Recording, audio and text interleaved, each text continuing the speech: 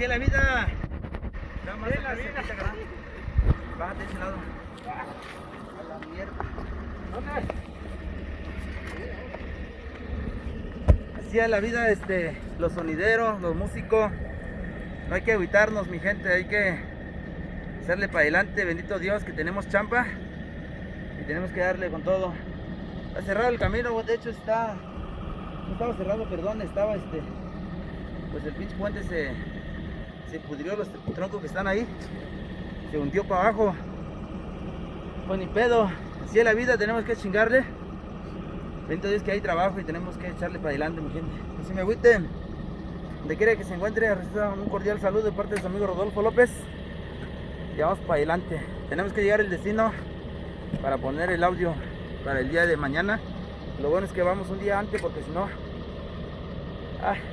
no llegamos, mi gente. Cuídense mucho, saluditos.